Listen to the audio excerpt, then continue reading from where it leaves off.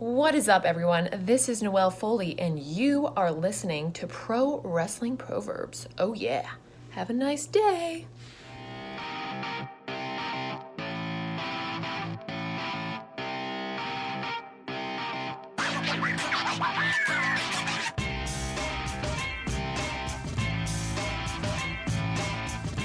Before we can move on to 2023, let's take one last look back on 2022.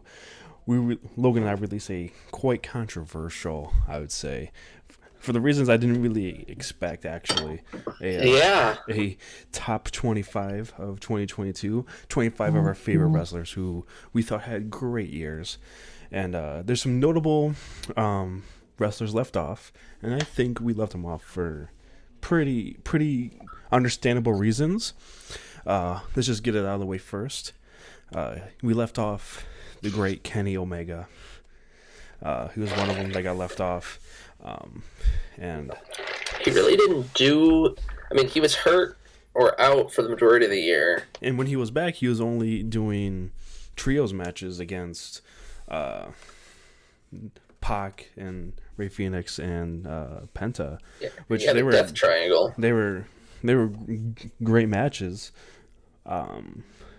but nothing really. I don't think groundbreaking or monumental, right? No, and I think this is where we've talked about how certain wrestlers, if a fan likes them, they can get away with more. Yeah. Because I know in years past, Brock Lesnar he'll have a high spot on the list, and all he'll do is fight Roman, right? And everyone can be in agreement the Roman matches are good, but people complain that he fights the same guy. Well, Kenny essentially did the same thing. And as you said, these were good matches, but these weren't like the caliber of a Brock Roman. But still, people thought Kenny should have been in our top 5, from what I saw. Yeah, because on the flip side of that, we put Cody Rhodes at number 5, and that was kind of the catalyst for it. Because on the flip side, Cody has been injured since, June? Has it been June? Or May? Around there? Yeah, right around there. But those first 5-6 months, he'd had probably the best matches in AEW for the past year with Sammy Guevara in that ladder match. The amazing return at WrestleMania, and then another match of the year candidate with Seth Rollins at Hell in a Cell with a torn pec. Yeah, and he had great promos leading up to that. Those first couple of Raws after Mania. I think that justified him to be way up there. I think people also have their blinders on too. They think of Cody now as only the WWE guy, but I mean he still was doing pretty good things at the beginning of the year for AEW. Yeah. Which again, that's probably where the disagreement is, because again we've talked about how AEW fans, like a lot of them, seem to hate WWE, and then WWE fans seem to hate AEW. So I'm sure when a WWE fan sees Cody on our list, they think it's wrong because he's only had the few matches. While the AEW guys, it's like, oh, didn't he just fight Sammy Guevara? It's just one of those things where people seem to ignore the other companies. Yeah, and we've beaten that horse dead multiple times. The tribalism of W versus AEW, and that might not be a thing for much longer. Who knows? Right, the cons might merge. Yeah. What the fuck is that? Anyway. We also left Finn, AJ, and Sabre Jr. off the list, not because they did bad this year. It was just more, they didn't really do anything of note. I mean, Judgment Day has certainly picked up steam since we created the list. Yeah. Yeah, it's just I wouldn't put any of them over the people we have on the list right now. No. Except for maybe 25, but even the person we had at 25, I think that he had a breakout year. And even going back to last year, I felt like we kind of reserved the 25 spot for somebody who had a breakout year. Like last year we had King Woods. He had an amazing year last year. Not necessarily the best year off of somebody that we had in our honorable mentions, but somebody who really just the most improved from 2021 or 2020 to 2021 at that time. And I think it's the same year for number 25. And it's funny to me because, I mean, we mentioned how Judgment Day picked up steam, but realistically, AJ and Sabre Jr. both picked up steam too. Yeah. But it's just they did it too little, too late. I mean, AJ unfortunately had that injury, but it seems like when he comes back, they're going to continue a Bullet Club Judgment Day angle, and Yeah. who knows, by then we could see Tama Tonga and Hikaru in the WWE, so maybe they get involved. Only time will tell. And I mean, the last two people in our honorable mention, it's one of those, seeing their names side by side, you wouldn't have told me that either of these men would be in an honorable mention list for wrestling. You've got Logan Paul, who probably had one of the better rookie years. There's a lot of, again, fighting online with if he had a better one than Hook. I think it's one of those things where Hook was consistently better, but Logan Paul's moments shined more. Yeah, especially for Logan, he only wrestled, what, 3 matches total? Yeah. One of them was for a world title, main event, match of the night. Another one was at Mania.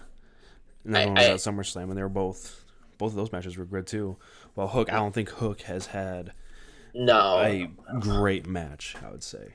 He's good. He's a great wrestler, but just like, oh wow, this is the match that, like, after watching, like, wow, Hook's arrived, you know? I would say, and it's funny to me, Hook has become, in a way, like one of the meme wrestlers. You know how everyone loved Omos, and it was a meme. Mm-hmm. Saying that Danhausen is like a top 10 wrestler is kind of a meme. Hook's almost become a meme of himself in AEW. And yet Logan Paul isn't a meme. He's actually done very well. Again, it's one of those things, you would think they'd be flipped. Right. But, I mean, Logan's put a lot of time in for training.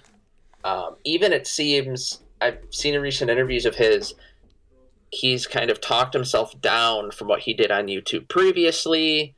It almost seems like this WWE journey has started a new life for Logan Paul. Hopefully now we won't be such a dickhead. Well, he has been doing a good job of it so far. Yeah. Anyway. I mean, it'll be interesting to see if he continues, because I know he wanted to be like almost a full-time one. Yeah. So I don't know how possible that is with his commitment and schedules, but yeah, and then our last honorable mention guy, again, you wouldn't think you'd see him on an honorable mention list, but it seems his career is winding down, especially with, well, when Vince was out of control, Brock Lesnar. And I mean, I mentioned the Vince thing, but it's because he walked out when he heard Vince retired. We kind of mentioned before, a lot of his matches were with Roman. Mm-hmm. But I mean, he had the ones with Lashley too. The biggest thing to note Brock really did this year, which is why he's so low, is he flipped the ring. He drove a tractor to SummerSlam. Yeah, he's really embraced Brock Lesnar. Like he's just a big beefy farm guy. And I noticed he's kind of stopped doing the UFC stuff. It's kind of, he reminds me how they described Abe Lincoln wrestling, where it's just, some grapples and then he just clubs you. I hope Brock Lesnar doesn't suffer the same fate as Abe Lincoln. Yeah, don't go to theater, Brock. No, I don't think he's much of a theater guy anyway. I don't think anybody's shooting on Brock either. Let's jump into our number 25 pick. Like I said before, I like, at least in my head, I'd like to try to put somebody at 25 who had like a kind of a breakout year. And yeah, definitely. And that was Braun Breaker this year, I'd say. Braun Breaker won the NXT Championship twice this year. He beat Dolph Ziggler for it the second time on Raw. And then after that, he kind of got pushed back down. And as you were saying, he kind of didn't really embrace the Steiner name at first. Yeah, people knew who he was. Funny enough, he was signed to the Baltimore Ravens practice squad. Then he came to WWE. It's kind of exciting because I mean Scott Steiner's been a wrestling meme for as long as really wrestling memes have existed. But yeah, he didn't embrace the Steiners until they were announced for the Hall of Fame, and then he started wearing tights like his dad and his uncle did. He's really throwing the Steiner line more. He clearly sounds like his uncle. He's even done a couple things with his dad on NXT TV. He wears the Bite Me jacket. it's cool to see because Scott Steiner's one of those names you never thought would come back to WWE. So to see the name getting embraced, I still think at one point they've got to do some sort of 6-man match with him and his uncles. It's Something. Like it yeah, doesn't have to be anything huge. They can even do it on NXT, right? yeah. They could do an NXT. I think the perfect thing would be to do an NXT show in Detroit. There you go. I mean, but Braun can only go up. He's one of a handful of guys in NXT that you can trust to run the ball, Yeah, and he's the best of them all. I believe. that's why I don't think he's been called up permanently. No, Since his short little stint there, I think he's more than ready. It's just there's nobody else on NXT right now that can take his spot. and there's no need for him to go up either. It's kind of like when Finn Balor went back. He didn't need to go to the main roster because there's so many talented people up there. I mean, sure, you could have Breakker fight Roman, McIntyre, Cross, Strowman, but why not just let him have a slow burn? Yeah, And I mean, he's still very green. oh To yeah, put it bluntly. he could easily be the next Goldberg. Now, somebody who's not very green on number 24 spot, seasoned veteran Samoa Joe. He's current as of our list. I know it's changed since then. He was a current Ring of Honor and Television champion, and he was the AEW TNT champion. He has really become a network champion. He was released in January of 2022 by WWE, which is shocking because I felt like he's been in AEW, Ring of Honor for years now, and that just shows about the impact he made almost immediately debuting at Ring of Honor. I almost compare him to their Brock Lesnar because he doesn't have to wrestle all the time, but when he does, whether it's on TV or at pay-per-view, it's a big deal. And again, like Brock, whenever anyone beats Joe, whether it's someone like a Darby Allin, or I even think even someone like a Kenny Omega or Moxley, if they were to beat Joe, it'd be shocking just because of how well they built him up. Which big kudos to them because I know when he was released, people were wondering what his wrestling career would be like. Yeah, it kind of felt like he was going. He had some sort of injury problem at NXT. That's what they made it seem like. So we didn't know if it was he's gonna like slow it down or hang it up. But no, he kicked into a new gear. For Ring of Honor and AEW. He was a finalist for the Owen Hart Cup, only losing to Adam Cole, Bebe. And he held both of their mid-card titles at the same time, which is a feat of its own, especially if you're wrestling for two companies. And it seems like he's going to be one of the mainstays of Ring of Honor as the ROH club starts back up. Because I know Jericho eventually will stop being on Ring of Honor. So it seems Joe, Claudio, and the Briscoes are, I mean, the pillars of Ring of Honor right now. You can't get much more Ring of Honor than that. No. Our number 23, honestly, I wanted to put him higher. I just think Kevin Owens, he kind of had a dip there in the summertime. Didn't really have anything. That really followed up his match with Stone Cold at WrestleMania. But right now, there's one complaint about Owens, his whole career, it seems like he takes breaks, whether he's on NXT or Ring of Honor, WWE. And I get it, he's got a family, goes off with them. But that's why I always think you see him lower on the list. Because it's like we said, you can have good matches, but if you're not constantly also on TV being reminded of who you are, I mean, even like a Roman Reigns where he comes out and will cut promos, that's why you're going to dip on the list.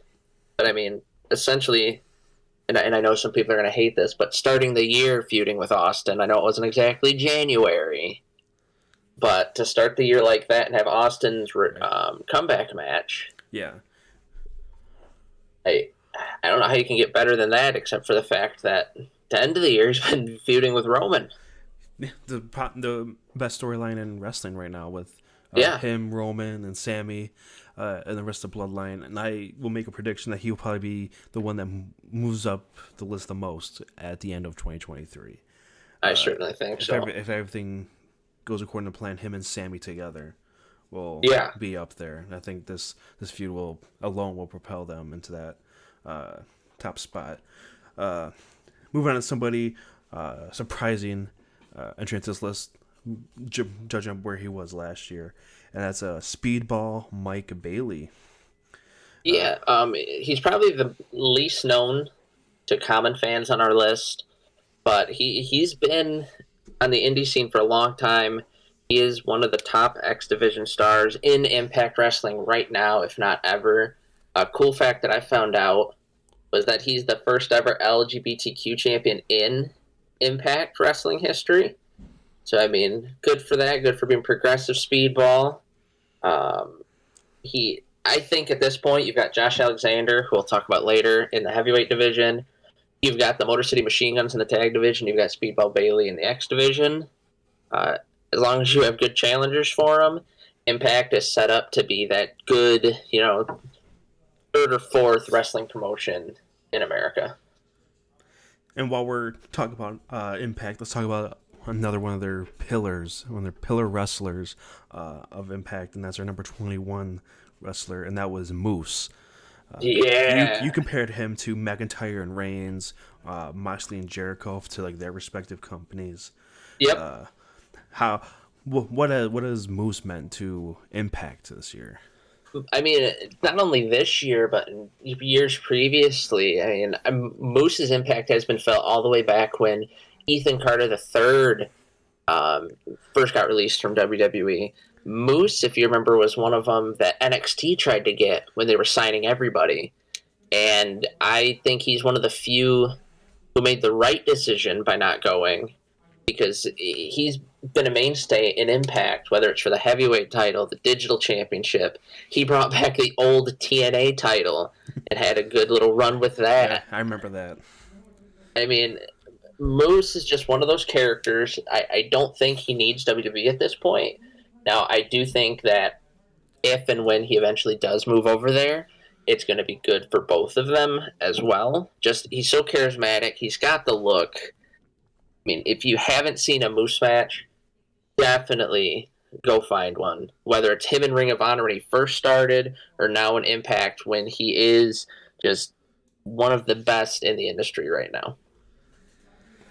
Our number 20 spot, we put to Orange Cassidy, and he's a very interesting wrestler, because I think a lot of the times we forget, because he is a comedy wrestler, that he does actually put on some great matches. Yeah.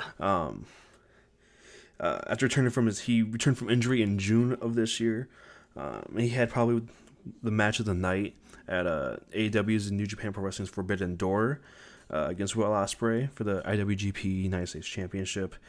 And then he would later cap off his year, and currently still is, the current AEW All-Atlantic Champion, who would beat Pac for in another great match.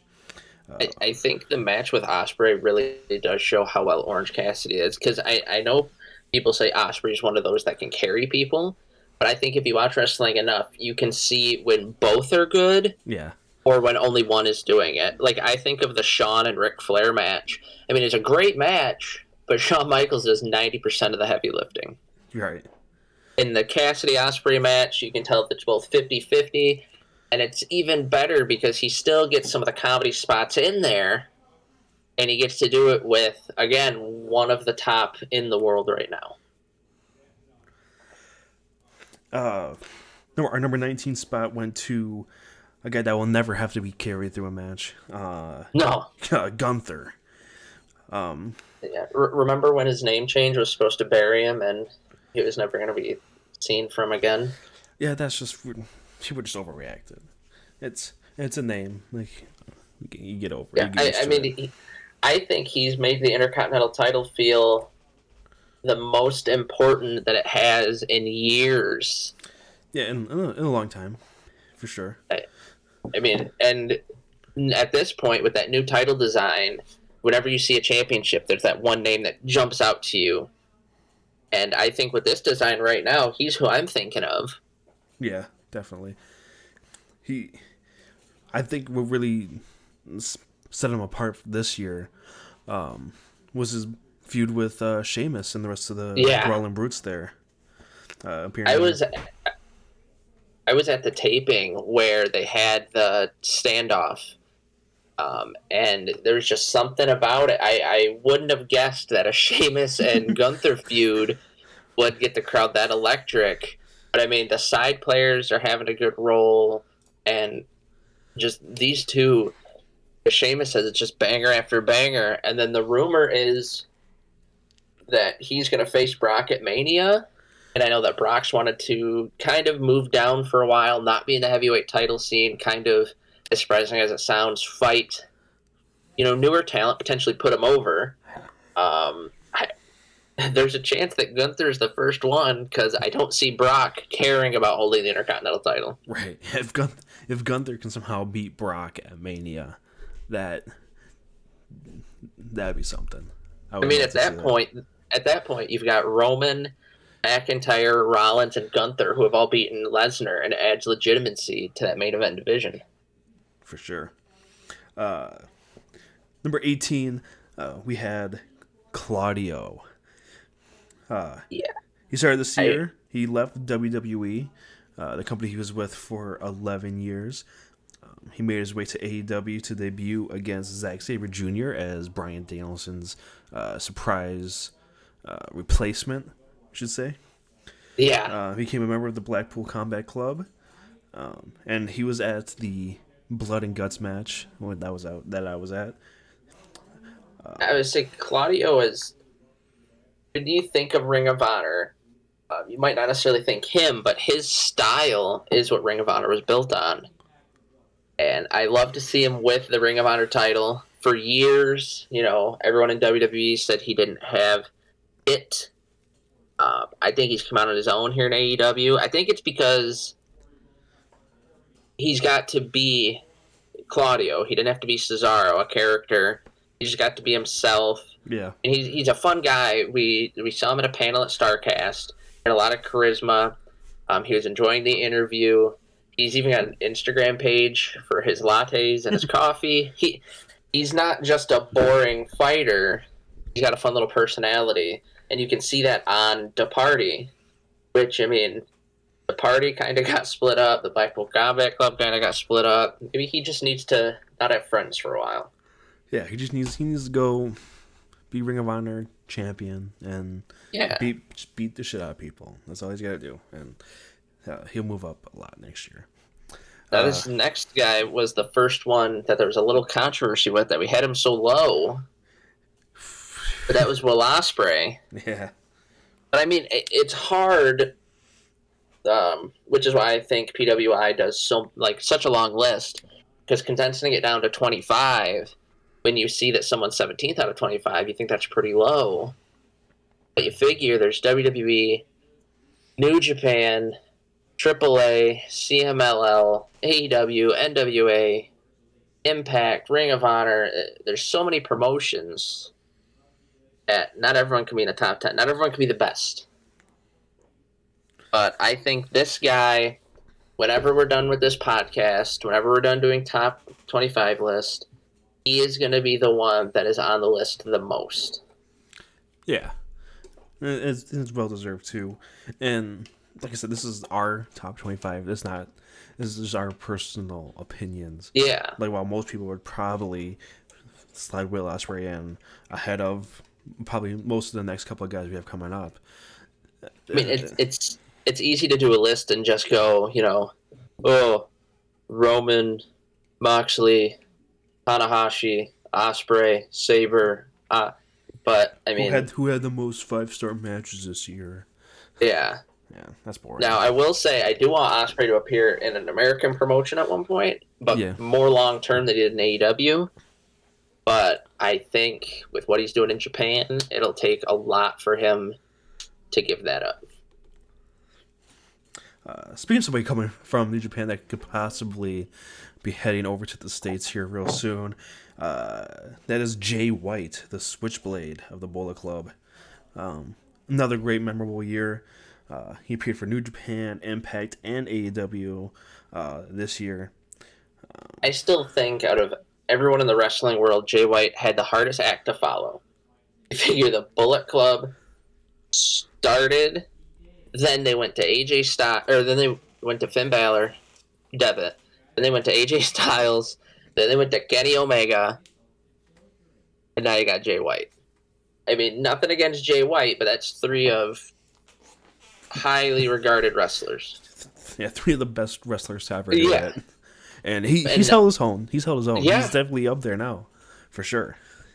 I would say it's interesting. It's one of those things watching the indies where you'll see a guy and you're like, oh, okay.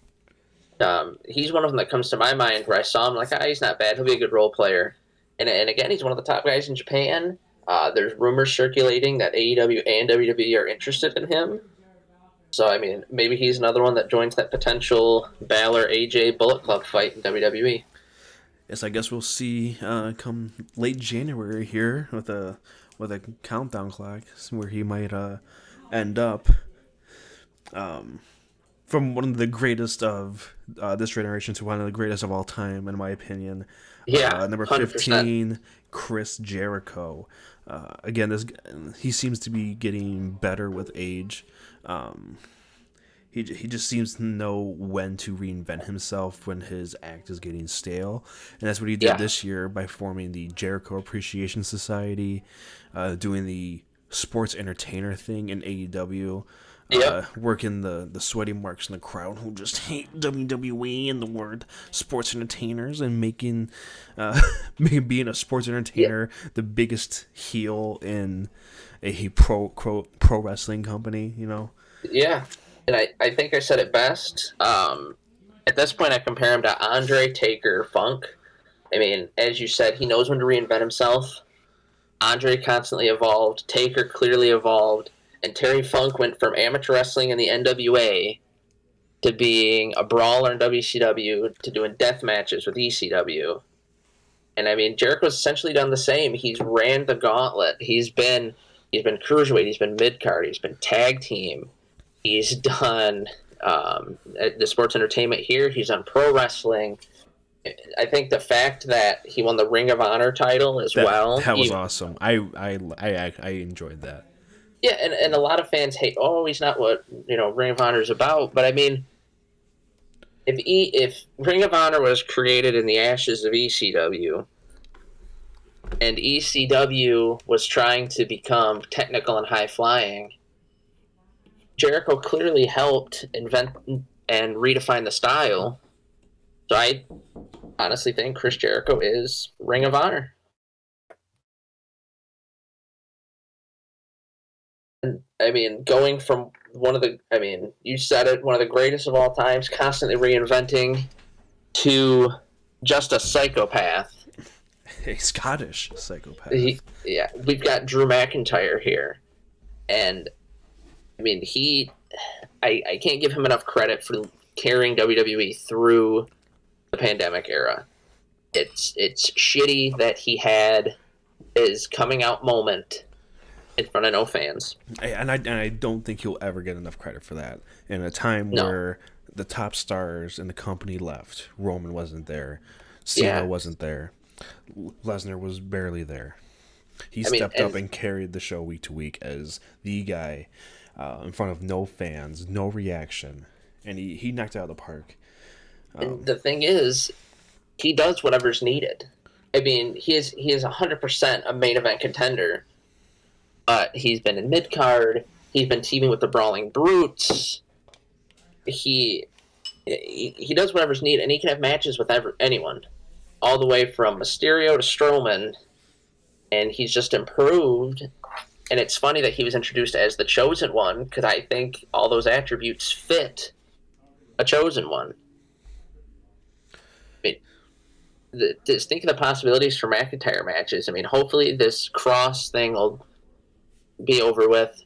Eventually he and Sheamus could fight again. He and Owens, him and Reigns, Rollins, Breakker. I want to see him and Gunther go at it for the Intercontinental title. I really wanted to see him take the world title off Roman. Yeah, I mean, I think Clash of the Castle would have been the time to do it. The reaction he got was just it was incomparable to anything currently. Moving on to probably one of the hottest acts so far in 2023 and to close out 2022, and that's why we just had to put him this high. Sami Zayn. He at the start of the year he fought Johnny Knoxville in a what was it called, a jackass match or whatever. It Whatever was something along those lines. But remember, that's not the beginning of the year. That was just Mania. Yeah, come on now. WrestleMania's not beginning of the year. It's the beginning of the wrestling year to me. I mean, and all he's done, I mean, he went from Knoxville, and then he ended the year fighting Cena. He's been the honorary Oos. I mean, I was on my anniversary trip the night that he was told, take your shirt off, and then he tossed him the honorary T-shirt. My wife and I were on the edge of the hotel bed watching it because we thought he was going to get his ass kicked. Granted, that's, I'm sure, still going to happen at one point. That's usually how these play out. Yeah. But I think the best comparison for Sammy right now is if the Bloodline is the Nation of Domination, Sami Zayn is their Owen Hart. That is a great comparison, Logan. You put it down on paper, and you're like, why is this happening? Like, why is Owen Hart with the Nation? It's, even though they said it wasn't, it was a all-black group. And here comes white as paper Owen Hart. Canadian Owen Hart. Yeah. And then here you got the Bloodline. And there's many people that they could have made connections to, or been like, oh, Rikishi teamed with this guy, so he's going to be in it. Or, oh, man, Paul Heyman managed this guy, boom. But they did Sami Zayn. And at first you're like, oh, this is going to end up just being a joke. And it went from, I read it was supposed to last 2 weeks. And it could go as long as they want. Yeah, and I think it's going to go all the way. Yeah, and the chemistry with him and Roman is impeccable. I mean, just recently, just before we did the list, but the scene of them eating popcorn. It was fantastic. Sammy offers it. Nope, I've got some. Okay. I mean, and, people forget, too, besides just talking, he can wrestle. Yeah, one of the best workers on the roster, for sure. I think that would segue us into number 12. Somebody who can also wrestle really well and one of the best talkers in the world right now. And that's MJF, who had a tumultuous year, we could say, with AEW and CEO Tony Khan, turning their real-life problems into a storyline that led to his return and inevitable crowning as world champion in the aftermath of the CM Punk incident. Yeah, AEW's first real, they created themselves champion, like heavyweight champion. Yes, made him a star. Well, he made himself a star, but AEW really gave him the platform for it. Yeah, whether it's wrestling, talking, even his social media work. MJF's going to be one of those. He's going to continually climb up the list. Again, he's one of them. When you first saw him on the Indies, you had no idea that he was going to be, even though everyone says, oh, I knew he'd be the top heel. There is no way that they knew how far he was going to climb. And he is AEW. I like to see that he's the champ. He's the face right now. Yeah. He and Adam Page are going to be the face and the heel for a long time for this company. It is who their company is getting built on. Now, someone who the company tried to build around, and ultimately it worked for, a few months. Couple weeks. Remember when CM Punk came back? And he was going to be here for years, and hey, he still might. He's been posting about AEW on Instagram a lot, apparently. I remember when we thought the CM Punk chants were going to be done. Now we just get more of them. Are they chanting CM Punk a lot? Not as much, but they're still there. It's not as bad, probably because a lot of fans are kind of pissed at him. But right. Well, I mean, he had a year though. I would never have expected him to win the AEW title twice. I'm still confused as to why they did the whole his foot hurt thing. Yeah, he got squashed by Mox. Yeah, just to win it back. and if the rumors are true, because Punk didn't want to lose in Chicago, that's just another big fuck you to him. But because that's almost some Bret Hart level shit. Yeah. But yeah, he brought the biggest news story, I think, besides it's crazy everything that happened this year. Austin coming back, Vince retiring, or last year I should say. But the scrum was probably the biggest thing, especially all the memes. And Mr. Tony Khan just sitting to his side, just being like, "Yep, okay." Oh, so that's happening, all right. And then the fight breaking out while he's sitting there answering questions from AJ Awesome show or whatever. Let's just move on from Punk. There's not much to tell. We've talked about. No, Punk we've covered him a lot. He did great stuff with MGF, and then did the title stuff, and then threw a chair at Kenny Omega or something. Who knows? And now number 10. The Deathmatch King himself, Matt Cardona. What a career renaissance. I mean, for those that aren't aware, as you said, Deathmatch King, he main evented an ECW tribute show. He is an ECW world champion. Yeah, he participated in heavyweight title matches for Impact and the NWA. NWA still should have put it on him, not on Brodus. He jumped Josh Alexander at Ric Flair's last match pay-per-view only to get a diamond cutter. And now it's being rumored that he could make a comeback to WWE, which the Royal Rumble would be perfect. I'd love to see Cardona back in WWE. If he comes back as Cardona. Yeah. I think it'd be nice. Actually, I think they would. Yeah, I heard there's talks that potentially there could be a funeral for Zack Ryder. And then, I mean, there's a lot you can do. And I just, you love to see him succeeding more than Mojo Rawley. For sure. I hope Mojo Rawley does not succeed at anything in life. Nope. I hope his pillow is always warm. Number 9, Bobby Lashley, the Almighty. Another fantastic year. We had him pretty high last year as well, which is surprising. Because when you think of Bobby Lashley, it's hard to think of him as like this top guy now that he is. He's a corner of WWE. He had a massive feud with Brock Lesnar early in the year. He won the WWE Championship at the Royal Rumble again. And he had the match with Omos at Mania. Yep. Where MVP eventually split from him. Now it seems like he could be getting back with MVP. He's also feuded with Rollins and Adam Pearce quite a bit. I mean, Lashley's, again, one of those guys, kind of like McIntyre. He'll do anything that's needed. And, I mean, I just like seeing him at a high level. I know when he first came back, he had the headband. He was slapping his ass. I wasn't really down for it. I thought the joke is always Black Lesnar. Yeah.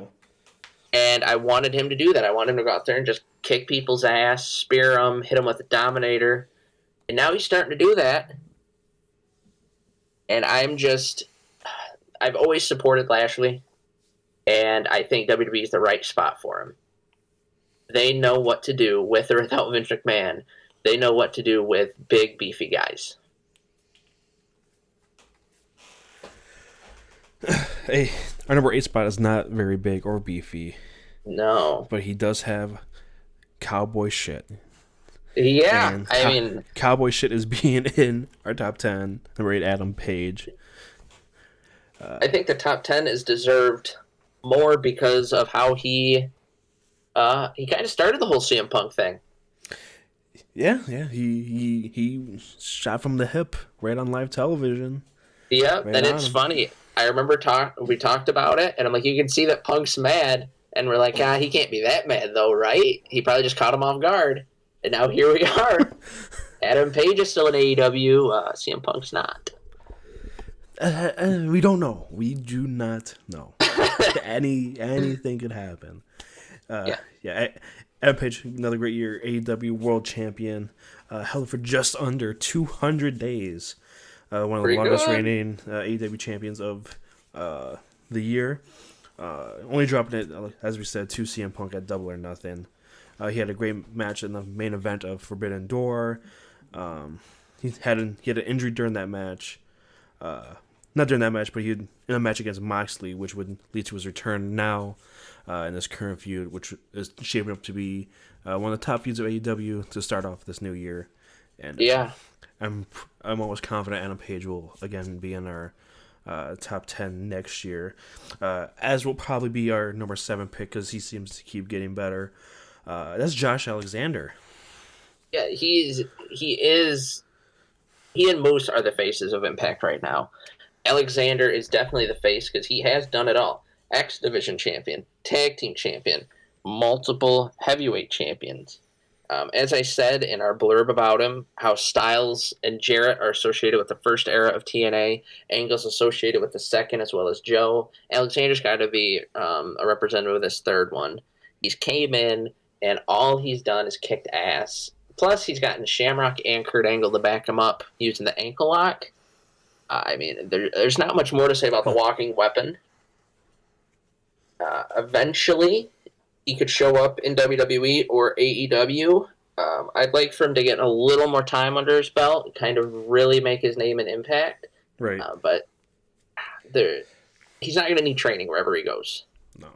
If he does debut in one of those companies, he's should be catapulted into a high-profile spot on the roster. Possibly alongside our number 6 spot. This would be a great feud to see in AEW. Number 6, Bryan Danielson. I'm glad to see him succeeding, and him and Moxley both, they kind of get to do whatever they want in AEW. And not to a point of where they're like being disrespectful or doing shit matches. They're not doing it like Hogan and Nash do it. Yeah, they're having matches with younger talent. They're getting to train and produce. I mean, they're wrestling. Yeah, Brian. I think he elevated Adam Page earlier this year. Kind of pulled him up like another rung of stardom for Adam Page to really solidify his AEW World Title run at that time.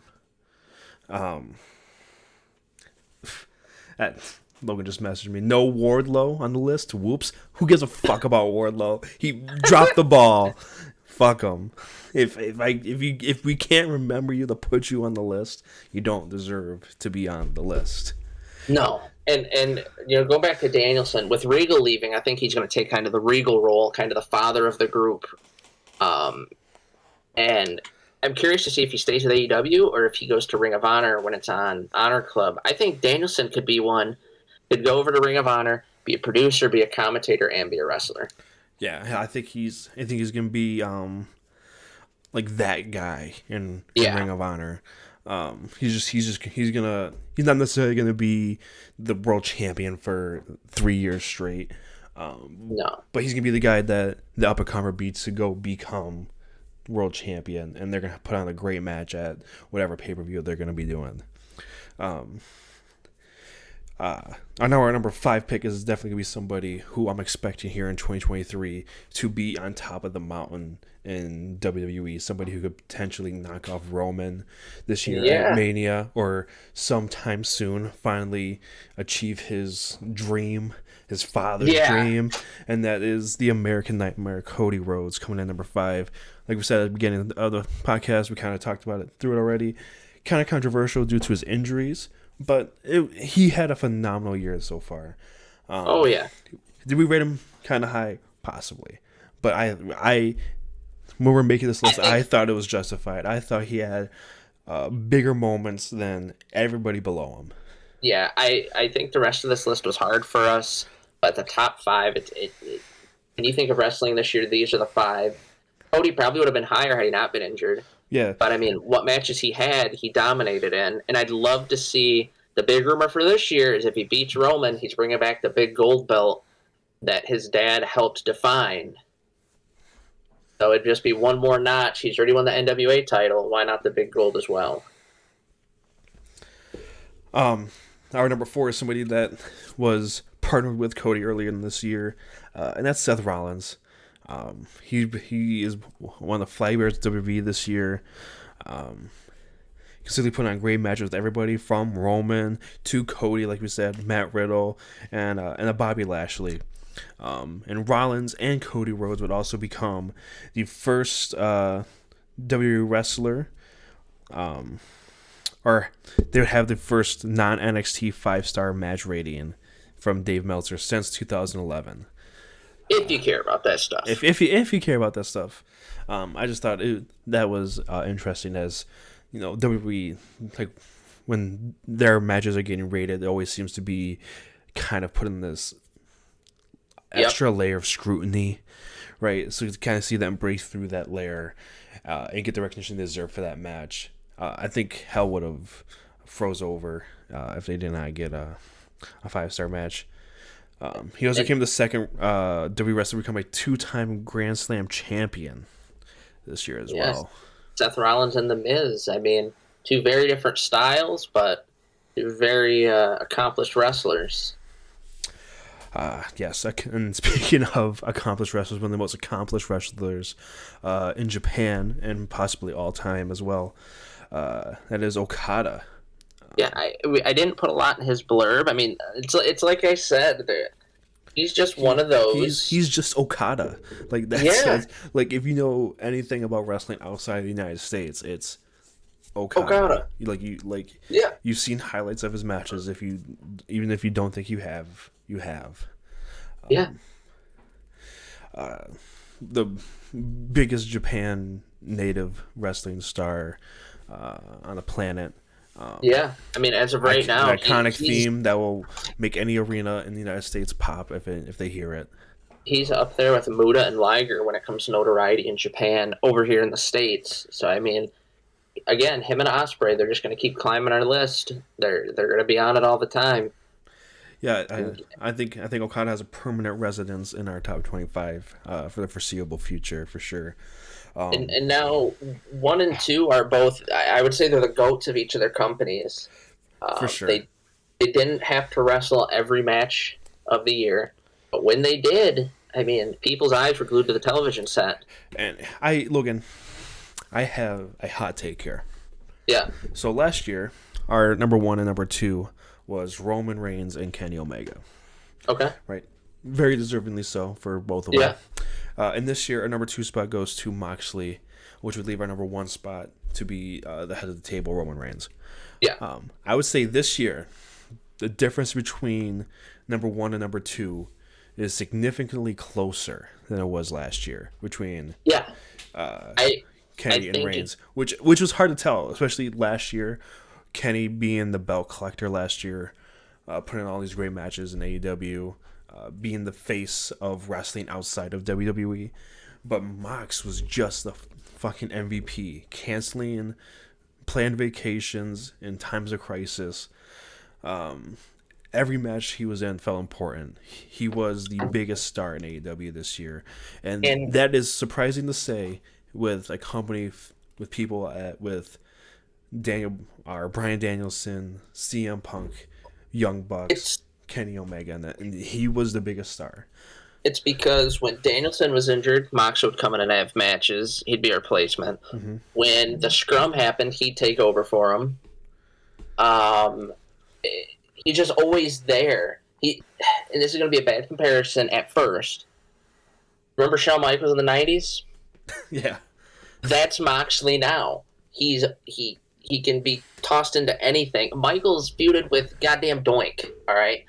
And still could put on a match. Moxley, he could probably have a long-term feud with Danhausen. Not saying Danhausen isn't a fun character, but it's one of those things. He's kind of the Doink. And no matter what Moxley does, he never does anything mediocre. No, and it's always the best. It's always like the highest billing.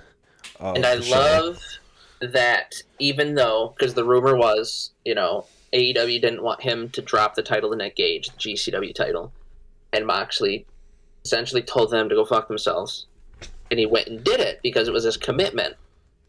Now, most, I'd say 99% of wrestlers would be afraid to do that. He doesn't care. Yeah, but he has nothing to lose. Yeah.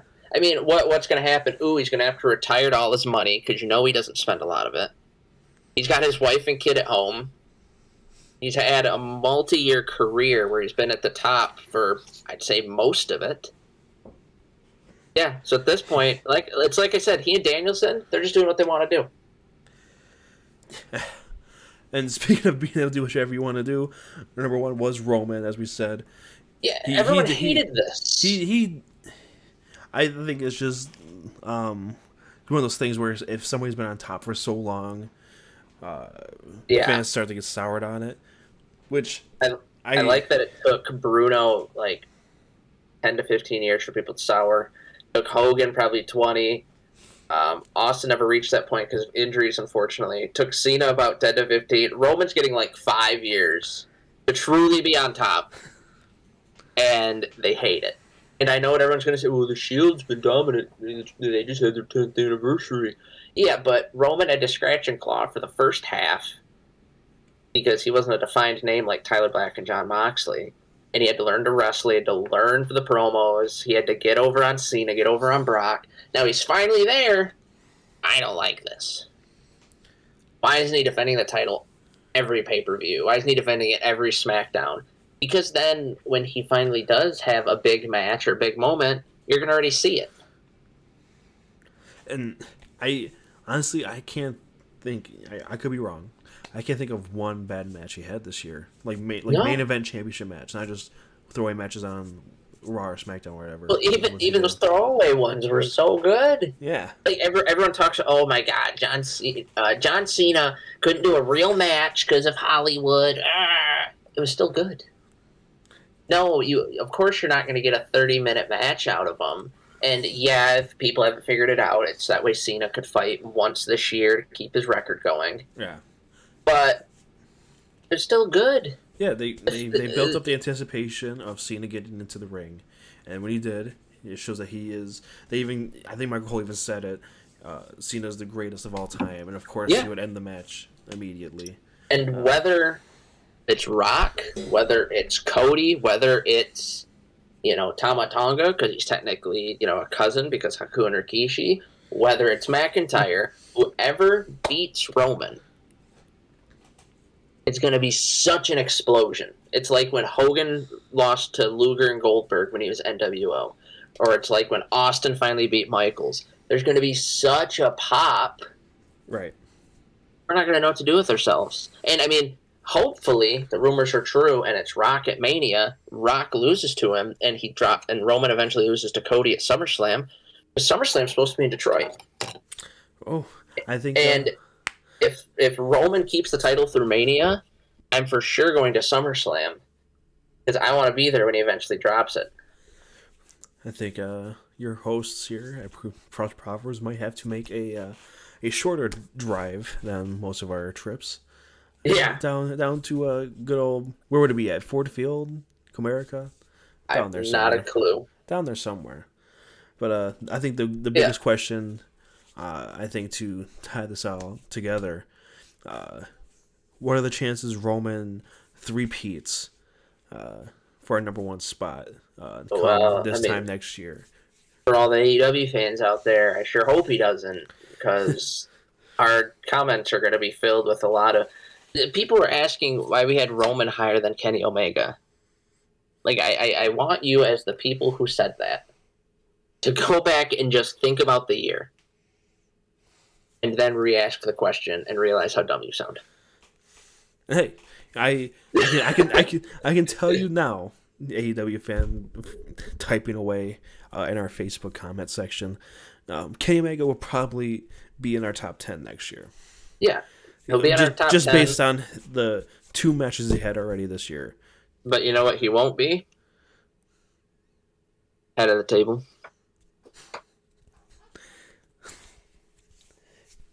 He's the server. Yeah. Roman will be giving him tips when he's collecting his checks. We almost had the Shield as the top 3. Almost. And I mean, I think it's fitting that the 10th anniversary, they're still at the top. I mean, and they're essentially on different show or different promotions because I know they want to separate Raw and SmackDown. So, I mean, wouldn't it be something 10 years after they debuted? Moxley on top of AEW, Roman on top of SmackDown, Seth on top of Raw. Can't get better. I didn't even realize that they were so close together. And if I would have known that, I would have counted down the 4. I would try to convince you. Like, you know what? Let's move Seth up to 3. What did he do? But I think that's time. I would ask the fans if there was anything that we got wrong or right, but clearly we already saw it. Yep, and if you did think we're wrong, we're not going to listen to you anyway. So that's our show. Thanks you for tuning in this week to another great episode of Pro Wrestling Proverbs. Make sure you follow us on all of our social medias. The link will be in the podcast description and the description, because this will be going on YouTube as well. So the YouTube description. So you can listen to our next podcast. We'll be talking about Vince McMahon. No chance.